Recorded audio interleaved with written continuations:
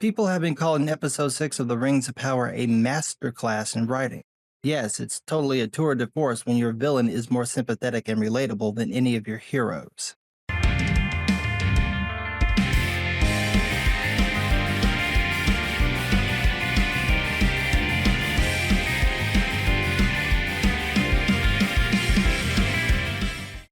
Amazon must have lots of extra fire sticks and Kindles because the shield machines were on point for this episode. I'm still trying to figure out what show they were watching because it can't be the one I was. We've got teleporting troops, random time changes between cuts, two completely unbelievable romances, retarded military tactics, and worse, somehow the entire cast survives this.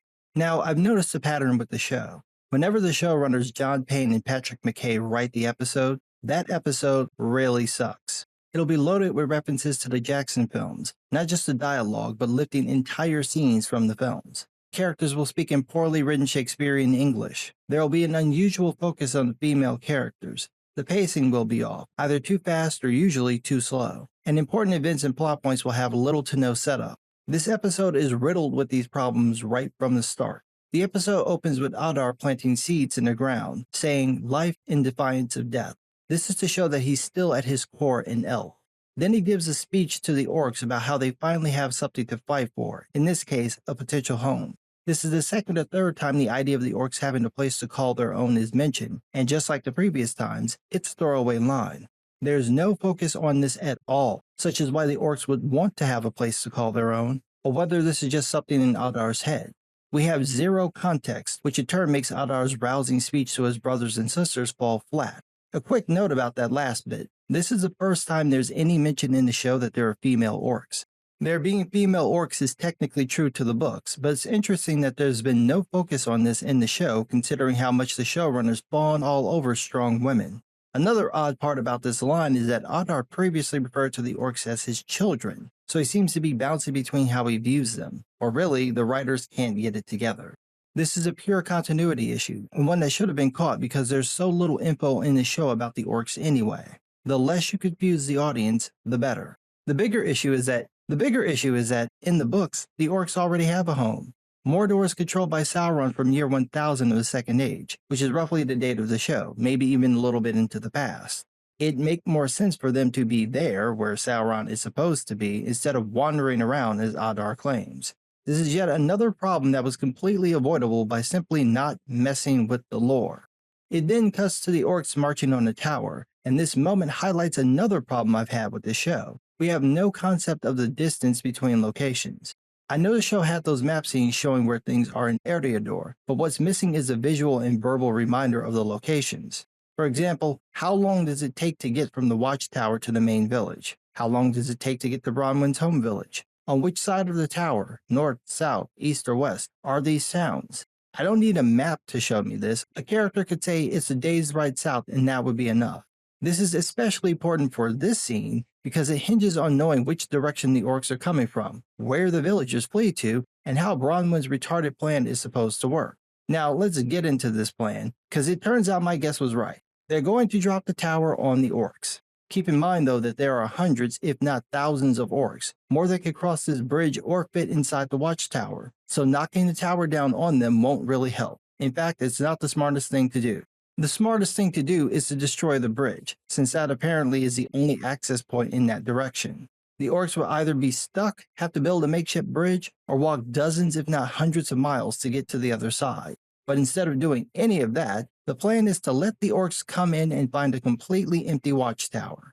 Adar tells the orcs to find the people and then spots the mural. This prompts the old man from the tavern to ask about Sauron again, which Adar ignores. I'm going to give the writers credit here because this little moment works. What they're setting up is that Adar clearly doesn't like Sauron, but something is compelling him to continue to act in an evil way, maybe to serve Sauron, maybe to serve Morgoth. It's also becoming clear that whatever he's doing with the orcs probably isn't the full plan. He's got some machinations of his own, but the corruption seems to distort whatever good he's trying to do, in this case, to care for the orcs. Unfortunately, you don't really get enough of this to give it any weight, but at least someone in the show finally has a coherent motivation. It only took 6 episodes. But I digress. An orc comes up and tells Adar he can't find anyone, but Adar says Arondir is still there because he can smell him.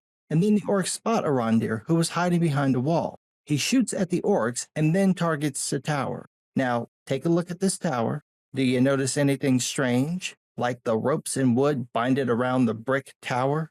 What could possibly happen next? Yeah, that's right. Arondir knocks down the tower by cutting the ropes. He lights an arrow, shoots the rope, and all the binding falls off the tower, and it just conveniently falls on all the orcs, regardless of their direction. So you want me to believe that this tall, old-ass tower built by the elves, some of the greatest craftsmen in the world, was held up by fucking rope? Was it elvish rope? Was it real elvish rope? Are you sure? Masterclass in writing, they said. By the way, we're just 9 minutes in. It gets more ridiculous. The villagers are now dozens of miles away watching this happen. One of them asks how many of the orcs could have survived that, when the real question should be how many of them were inside the watchtower when it fell, because if it was just a few dozen, and it was, you still got hundreds of orcs on the way, so you're screwed. Their brilliant plan is to go back to the village that was so unsecure that they fled to the watchtower. And why was it unsafe to stay there? Oh, that's right. The orcs carved tunnels throughout the village, tunnels that are still there, which the orcs could still use. In fact, a good strategy would be to send some of the orcs to the watchtower as a diversion, and then have the others use the tunnels to flank the watchtower from the other side, just in case there's another way in or out. Or they could just wait in or near the village in case the villagers were stupid enough to come back to that location. I wonder which one of those will happen. Meanwhile, on one of the Numenorian ships, Isildur wakes up to shovel horse shit and then shares an apple with this horse. And I mean literally shares it, as in he takes a bite, lets the horse take a bite, and then takes a bite after the horse. I'm not eating off another person and you're eating off another animal? What's wrong with you? He just throws away the half-finished apple. You could have given that to the horse. Just wasteful. Anyway, he meets Strong Woman. They chit-chat about seeing Middle-earth as the sun rises, and she asks his rank. He tells her that he's a stable sweep, and she says, "Despise not the labor which humbles the heart. Humility has saved entire kingdoms while the proud have all but led to ruin." Is she talking about herself? Set aside the clunky dialogue. This line is a perfect description of everything wrong with Strong Woman, and I'm certain the writers didn't intend for it to read like that. This is how terribly they've written that character, and how terrible writers they are to not realize they've done it. Then she asks his name and realizes he's Elendil's son. She might have known. That's in the show. I'm not just riffing. She literally says, "I might have known." She says Isildur looks like his father, but he says that everyone tells him he looks like his mother, and then the sun rises and they see Middle-earth. Elendil shows up and sends Isildur away, so Strong Woman takes the chance to ask what happened to Isildur's mother, and we get this long-winded metaphor from Elendil before he finally says the woman drowned. This is supposed to be a powerful revelation, and it would be if there had been any focus on this woman throughout the show. However, but for a passing mention when Isildur and his friend fought, we got nothing about his mother. Elendil doesn't bring her up, and neither does Aarion. If you want this to matter, you have to set it up. You have to have Isildur talk about his mother, or Elendil avoid the subject. Something to let the audience know the impact her death had on them. You can't just throw it out there and expect the audience to fill in the gaps for you. Elendil goes to tell Queen Bee that they've seen land and says it'll take a day to sail into the mountains and then another day to ride into the Vale. And based on this map, we finally get to see where the tower and the village are, which is what Elendil is pointing to. If you look further north, that's Mount Doom. I thought the villages were on the west side of the Ethel Duath, which would be in Mordor, specifically Nirn, but that's what the map shows. But something was bothering me. I was looking at the map, trying to figure out what it was, and then I realized it. The map is wrong. If you look carefully, you'll see there's a river that cuts through the mountains and splits when it gets to the village. That's wrong. I checked all the maps I have, the one Alan Lee made for his sketchbook, the ones from the Atlas of Middle-earth, and the ones found in a book drawn by Tolkien himself. None of them show this. I checked online just to be sure. None of those showed the river either. The showrunners altered the map Tolkien himself created, to make it fit their story. You're not just changing the man's words, now you're changing his artwork. Of all the lines to cross, changing someone's artwork is really low. Oh, but it gets worse and dumber, so don't look to the east at that large body of water or the rivers flowing into it. Ignore them, just like the showrunners did. Anyway, Arondir tries to destroy the Dark Sword, but it cannot be destroyed by any means that the villages here possess. It's like the One Ring, but not, but kinda. And you think I'm joking, but I'm not joking. Just wait. Since it can't be destroyed, Arondir decides to hide it, and he won't tell Bronwyn or anyone else so no one will know where it is. However, Theo hears this, so we already know what's going to happen, which implies that wherever Arondir hides this thing is going to be in a very dumb, easy to find place. It would have to be because Theo doesn't follow Arondir, so he doesn't see where it's hidden. You know, like hiding it under a stone in a tavern. No one would be that dumb. Unless their name is Arondir, because that's exactly what he does. That's one proper moron. Speaking of morons, the villagers try to block the holes the orcs dug by covering them with planks and stones, because that totally stopped them before from bursting through your wooden floorboards in your stone homes. For some reason, Bronwyn is still in charge, even though she gave up the second she felt despair. It's just stupid to let this woman be the person in charge when everything she's done failed. But not as stupid as Arondir claiming the village's location gives them an advantage. This is a village. You're at the bottom of a valley. On one side, there's a clear shot from the mountains to you. On the other side, there's a forest blocking your view. You've got a bridge over a stream that's 2 inches deep. Unless Little John is going for a swim, people can just hop right over it. Hell, if you squint really hard, you can probably see Dave Chappelle standing on both sides at the same time. And did I mention that you're at the bottom of a valley? What's the name of your village, Anakin Skywalker?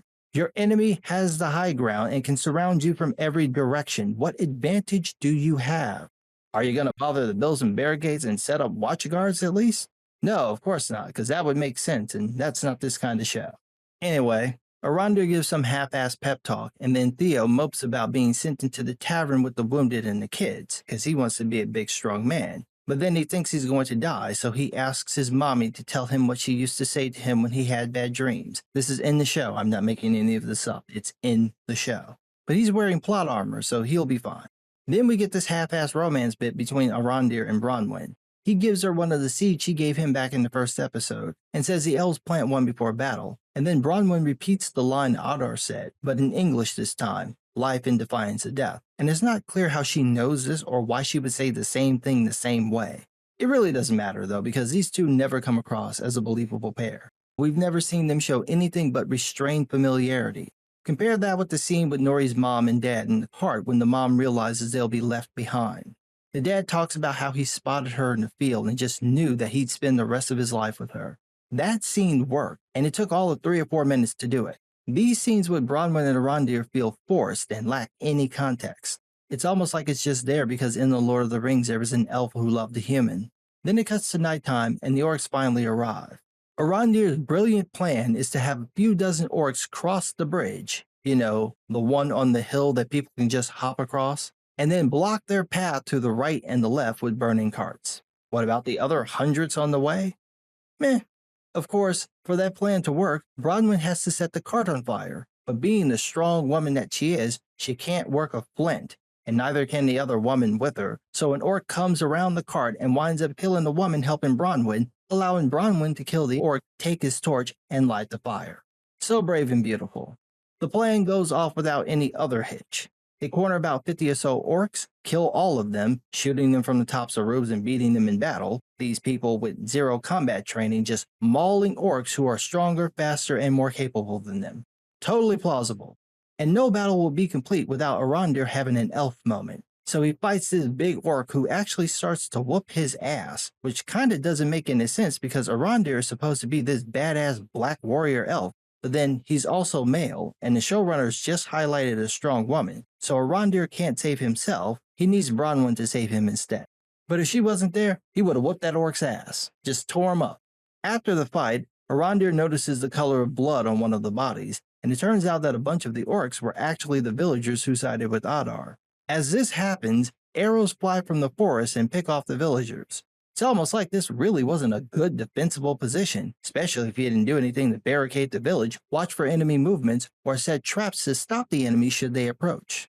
Instead, you just put a couple of people on roofs, lit some carts on fire, and then hid in the tavern. Master class in writing. So the orcs shoot at everybody and manage to hit Bronwyn in the shoulder. They get her inside and she's leaking blood like someone broke open a faucet. The amount of blood she loses, she should be dead, but no. That plot armor is strong. Arondir pulls the arrow out of her, and then she gestures to him to use the seeds to heal the wound. Remember, she's a healer. Arondir mixes the seeds with her blood, puts it on both sides of her womb, and has Theo burn them shut. Then she passes out, and the scene plays out as if Bronwyn has died. But as much as the showrunners wish it were the case, this isn't Game of Thrones. There are no stakes in this show, and damn sure no risk that a main character, certainly not a woman, is going to die. So all this fake tension falls flat, and even the show couldn't keep it going for more than 30 seconds. The writing is so good I tell you. They're going to be teaching this in film school for decades to come. Speaking of great writing, Adar shows up and has the orcs try to break down the door. Make note of the time of day. It's the middle of the night. The next scene, it's the Bohiram, led by Strong Woman, at the break of dawn. Next scene, it's back to the village, and it's still the dead of night. I'm not cutting anything out of context. This is how it's edited in the show. It goes from night to dawn to night. You can see through the doorway that it's still dark outside. When you cut like this, it implies the scenes are happening at the same time. So somehow, it's sunrise in the west, but the middle of the night in the east, even though they're just a couple 100 miles apart. Anyway, Arondir refuses him, so Adar has the orcs kill people, and he does it real casual too. This is in complete contrast to the mournful way Adar's behaved so far, showing that while he's still got some of the elf in him, he's thoroughly corrupted. It's nice to see some character building. 6 episodes in.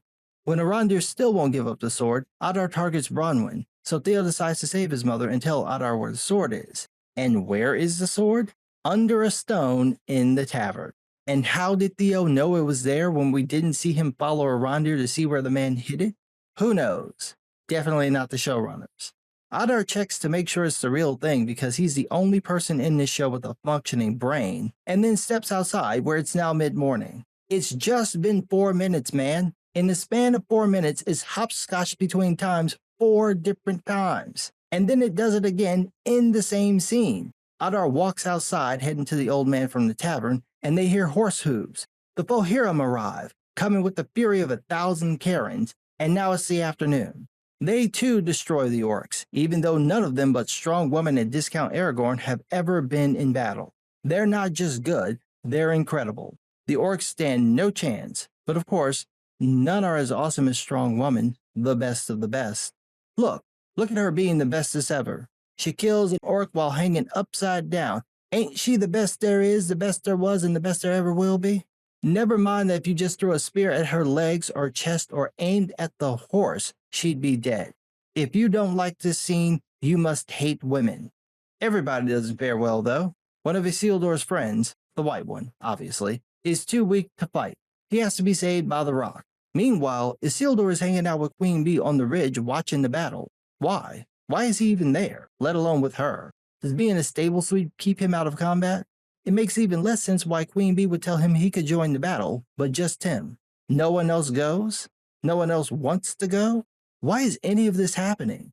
Did they just want Queen Bee to tell him he can fight? No part of this makes any sense, like Elendil getting knocked off his horse right as Isildur joins the fight. Obviously, he races to save his father, but Discount Aragorn cock-blocks the save by killing the orc with the spear. This whole scene was meant to foreshadow what will happen in the Last Alliance, but is blocked by Discount Aragorn's actions, and it's not really foreshadowing if we already know what's going to happen. In the middle of this, Strong Woman finds Arondir, who tells her to stop Adar because he's getting away with the sword, and then Theo pops wood over Strong Woman because she's all powerful and in charge, like his mom. Hey, I didn't write it. I'm just acknowledging the top-tier writing of the scene. It's untouchable by anything else on TV or streaming today. Strong Woman chases after Adar, and Discount Aragorn decides to follow. The show tries to make this an epic chase, even having Strong Woman say, nor a limb to the horse. Because Arwen did that in the movie. The music tries very hard to create tension, but it's just not there. There is no risk in the show, no genuine threat from the enemy, and no sense that any of the heroes might actually lose. It's also a poorly written show, which is how you get things like Discount Aragorn magically coming from the opposite direction to stop Adar. He had to have run past them and turned around without either of them seeing him for this to work. How is he able to do this? Is he just teleporting at this point?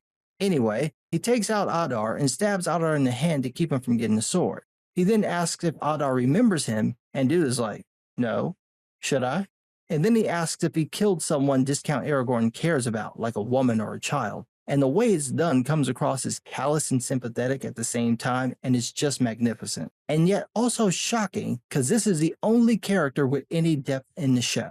Discount Aragorn tries to kill Adar, but Strong Woman stops him because she has questions. We get a breather scene where Isildur's white friend is done with fighting because reasons, and then it cuts to Strong Woman interrogating Adar. I can't stress enough how badly this scene goes. This is one of the worst written scenes I've ever encountered. The dialogue is bad, the characterization is bad, the execution of the scene is bad, and the implications of the scene are bad. This is the kind of scene that any competent writer would immediately rewrite because it does the opposite of what it's supposed to do and completely undermines the integrity of the main character. Here's what happens. Strong Woman realizes Adar is one of the elves corrupted by Morgoth. She calls him the Mordayandor, which isn't the correct word. It should be the Mordayani or the Mordayandi. Yes, I checked. Translates to the Sons of Darkness, who she calls the first orcs. Adar says he prefers Uruk, but Uruk just means orc in black speech. So this is like me telling a Spanish speaker not to call me negro, but black. But I think the showrunners were actually trying to refer to the Uruk-hai from The Lord of the Rings, the ones who are smarter, faster, stronger, and can stand the sunlight because they were crossed with men. However, those don't appear until the Third Age, and based on the lore, appear to have been created by Sauron and Saruman, not Morgoth. So, all that part is just wrong, but it's not the worst part. We're getting to that. Strong Woman says Adar must take orders from a master and demands to know where Sauron is hiding.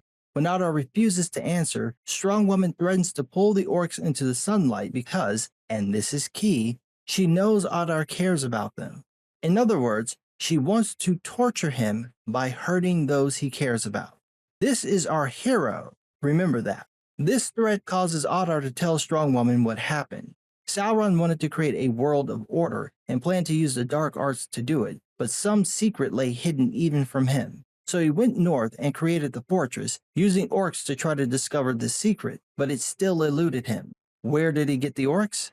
From Adar. Based on what Adar implies, Sauron forced Adar to have children and then forced him to torture and slaughter them in Sauron's experiments. Eventually, Adar had enough and claims he killed Sauron. Set aside that last part for a second. It's obviously wrong and a stupid choice to make because if Sauron could be harmed that easily, how in the world would he have the power to create the One Ring? Let it go and focus on what Adar just laid out. In the simplest terms, he's a victim. He's been tortured and corrupted, either by Morgoth or Sauron. He still has the marks on his head showing how they essentially drilled into his brain to change him. But the corruption appears to be incomplete. There's still some good in him, enough for him to partially resist, but not enough to shed the cruelty and the violence he's been programmed to perform. It could be that he can't really resist at all, but instead that he was intentionally left with some of his goodness so he could suffer as he did these things that he was reprogrammed to do, which includes forcing him to murder his own kids. This is a wretched, broken man, worthy of every ounce of pity anyone could muster. And do you know what Strong Woman says to that? She will murder all of his children, but keep him alive so that when she kills the last orc, she can rub it in his face before he dies. That's not me riffing. This is from the show. This is her in the show. And even if it takes me all of this age, I vow to eradicate every last one of you. But you shall be kept alive. So that one day, before I drive my dagger into your poisoned heart, I will whisper in your piked ear that all your offspring are dead. And the scourge of your kind ends with you. And with that, you've destroyed this character. This woman is evil. There are no ifs, ands, or buts about it. Strong Woman is downright evil. And this shows just how bad the writing is. We're supposed to root for Strong Woman, but instead the only relatable, sympathetic character is the guy we're supposed to hate. They made the hero into a villain, so much so that even the showrunners themselves had to admit it. After Strong Woman faps at the idea of murdering Adar's kids, he says to her, "I see I'm not the only elf alive that's been transformed by darkness. Perhaps your search for Morgoth's successor should have ended in your own mirror." What's stunning isn't that Adar says this, although it is surprising that this is actually a good line, but what's really surprising is that it's true. Strong Woman is a villain. Everything she's done so far has been selfish, cruel, and likely led to the deaths of scores of people, and it doesn't appear that she cares at all about that. It's all about her revenge and anger, making her a perfect successor to Morgoth, which is why she tries to slit Adar's throat when he calls her out, only to be stopped by Discount Aragorn. But because she's a petty bitch, she still nicks Adar's throat. And then Adar, realizing he's got the upper hand, asks who Discount Aragorn is, but the dude doesn't reply. 10 out of 10, IGN said about this episode. Perfect score. This then leads to a would-be romance between Strong Woman and Discount Aragorn. Oh, don't act like you didn't see that coming. That was as obvious and out of place as every black person in this show. Discount Aragorn claims that he didn't think he could move beyond his past until today's battle, when he fought alongside Strong Woman, and she says she felt the same. If by alongside you mean within 200 yards of each other, well, sure. But y'all weren't fighting side by side. That literally didn't happen, so I don't know how Discount Aragorn and Strong Woman caught them vapors. These two have been at each other's throats for most of the show. They have zero chemistry. This woman would have your ass flayed and quartered for a thread from a flag carried by an orc if she thought it'd get her closer to Sauron. There is no reason these two should ever hook up, not just because it's in total defiance of everything Tolkien held dear, it's just not believable. Speaking of unbelievable, Queen Bee praises Bronwyn for having a vagina, and then immediately says that now that they found a man, they actually don't need her anymore. It's supposed to be this powerful scene of strong women recognizing each other. And then Queen Bee just ends it by saying, hey, we found your lost king. Bronwyn sees Discount Aragorn's fake Elisar and asks if he's really the king. He pauses and then says yes, and they all cheer and praise the new king. That's interesting, because y'all haven't mentioned this nigga since the first episode. We ain't seen them opining at all over their lost king or talking about what they'd do if they found him. You know, the context that would explain why they're so happy. You don't even know if this dude is the real king. He could have killed the true heir and took his stuff, his name, or his whole appearance. The show has been playing this whole who is Sauron game from the start, so what I said could be true. This could be Sauron pretending to be Halbrand when the real Halbrand is either somewhere else or dead. The showrunners seem to think this adds mystery, but that's long since run its course. It really doesn't matter who Sauron is as long as they get to the fucking point. It's been 6 episodes and there hasn't been a single payoff, either flex or move on. Speaking of moving on, it seems little Theo has another case of the mopies, so Arondir goes to cheer him up. He tells the boy not to feel guilty for basically setting this all off, but Theo says it's not just guilt he feels, but loss because the sword made him feel powerful. Really? Is it precious to him? Is that why he followed Arondir to see where the man hit the sword and didn't bother to take it? He's got this deep longing for the sword, as if it were calling to him, and he knew exactly where it was and just left it there. But now he wants it. So Arondir tells Theo to rid himself of the longing by giving this powerful weapon to the Númenóreans, a bunch of people who hate elves and want to overthrow them, so they could throw it into the sea, like they would totally never do.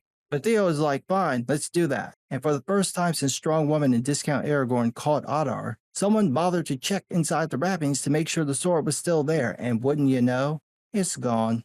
See, Adar gave it to the old man when he came out of the tavern. We didn't see that because that would make sense, and this isn't that kind of show.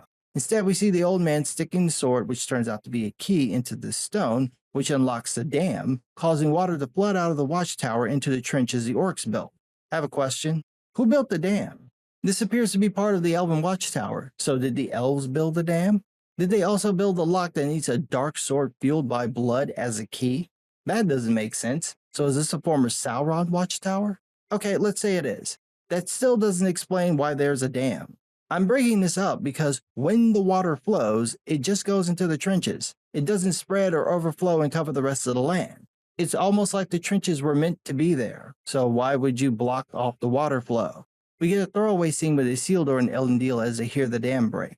Water rushes through the holes under the town, randomly bursting through, because it flows all the way through the town north to Mount Doom, where it falls into the volcano's pit, quenching the lava, which starts an eruption.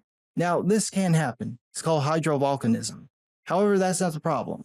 The problem for the show is twofold. One, in the books, Mount Doom is always an active volcano. The name Mordor, Black Land, is a reference to the state that the land is in as a result of the volcanic activity. It's been like that since Melkor, Morgoth, created it. If the showrunners had left the lore intact, they wouldn't need this convoluted plot about the orcs digging a 100-mile-long trench just to get water to jumpstart the volcano.